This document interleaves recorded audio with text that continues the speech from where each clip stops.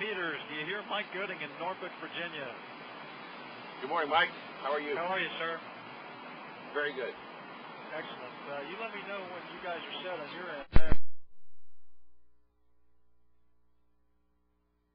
Okay, 1, 2, 3, 4, 5, 6, 7, 8, 9, 10.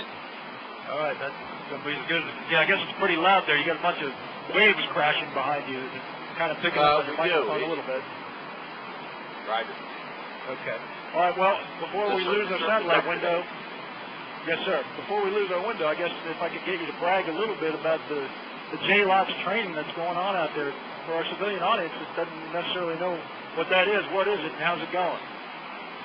Well, Joint Logistics Over the Shore annually is conducted at the U.S. Transcom level. This year, the 24th Transportation Battalion, along with units from other battalions within the 7th Sustainment Brigade of Fort Eustis, we deployed over 550 soldiers out here, and we conducted the download of 3rd Brigade, 25th Infantry Division's equipment off the USNS Philolow. You can see it in the background. We're already done. We finished a day ahead of time because the great soldiers and the work that they did in 24-hour operations. It was over 1,500 pieces of equipment that we downloaded in that time period, starting on the 23rd of July. And nobody was injured, and we got a great experience from it, and we're better trained and ready to execute this in time of war or if it's needed in humanitarian situations. Well, that's just what I was going to ask you. Give me a couple of ideas of the type of situations that the stuff that these guys were practicing out there in California, when you go forward around the world, where it would be useful. Well, anytime you have a situation where you have to either bring combat power or humanitarian aid to disaster relief areas where you don't have a port to go into, we have really demonstrated and validated that the U.S. military has the capability to bring fighting forces across the shore and move them forward inland, or bring humanitarian support, engineers, medical supplies, food across the shore where we don't have a commercial port to go into. Pretty much we stand off the coast. We use Army and Navy lighters to bring supplies onto the beach. We build our own causeways. You see the one behind me is the elevated causeway that the Navy has set up. And then we're able to bring supplies across the shore. And that helps, one, the war fighter, so he can win. And it would also bring supplies to anybody in need based on humanitarian disaster or humanitarian aid to natural disaster. Got it. And so how long have the assembled folks been out there doing this training? Has it been a long time or a short time? Just give me an idea of how long you had them out there in San Diego. Roger. We started simultaneously deploying our equipment by sea, rail, and then we flew out here beginning the middle of June. And we closed in with everybody by 11 July, and that was about 550 soldiers. So that we've been out here a little over a month right now. First, we had to prepare the beach and prepare our causeway systems to accept the larger vessel. And we got that all together in 2 weeks, and then we were ready to accept the USNS Philolow that came out of Hawaii.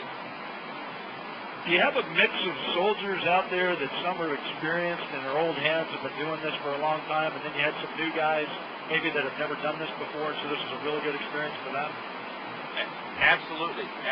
And that's why it's important that we do this every year, so we can train those new soldiers to become proficient in this. This is one of the U.S. Army Transportation's core competencies, is to be able to conduct a joint logistics over the shore.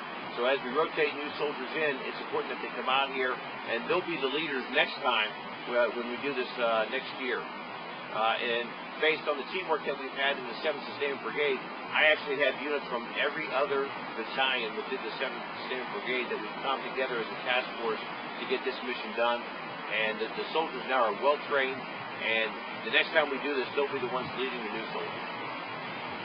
Is JLOTS basically the same as it's been dating back to World War II in Korea, or is because now we're in the 21st century and there's all kinds of advancements in computer technology and so forth, is it different now than it used to be, or is it the concept still the same as they ever were? The concept's the same, but we can definitely do it faster and we have the common operating picture that everybody has the same information, and we're able to make decisions in a more rapid manner to make sure that everything is synchronized and we don't slow the movement of cargo over the shore. So for the folks that are training here now, or I guess you finished up training yesterday, but are some of them awaiting tasking? Do some of them already have forward orders, or is this just training for a general purpose in case they are tasked someday? Well, I'll tell you, for the unit that we've pushed across the shore going to the National Training Center, it's just another step for them before their deployments. But for us, it's training, and then we'll head back to Fort Eustis. We still have a lot of work to do here.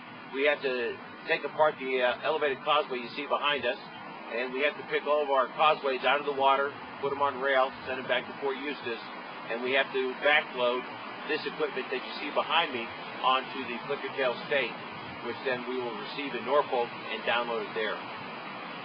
What's been the hardest part of this evolution that you all have been involved in these last weeks?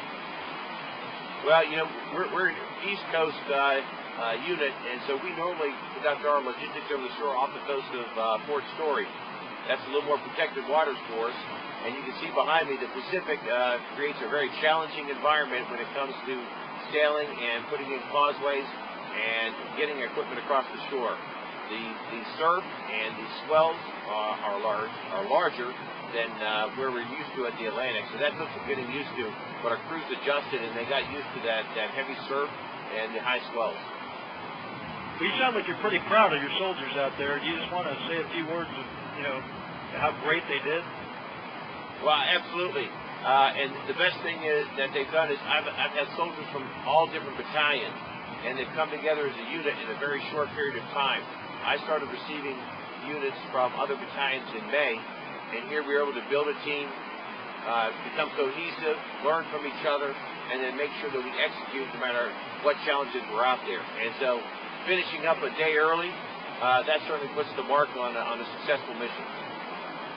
Excellent. I don't think I have anything else. Is there anything else you'd like to add, or did you say it all? I said it all, but I'll just say resolute and climb to glory. Excellent. Hey, Colonel, say your first name for me. Andrew. All right, what's your title, sir? I am the 24th Transportation Battalion Commander, 7th Sustainment Brigade. I am dual-hatted as the J3 for the Task Force JLOTS Command. And so I'm in operations, I'm the head of operations, and I work for a Navy Commodore who's the Task Force JLOTS Commander. Great. I don't think I have anything else, Colonel. Thank you so much. I know it's early in the morning out there for you. Well, not too early now, but still, appreciate it so much. Okay, thank you. All right, thanks for the time, sir.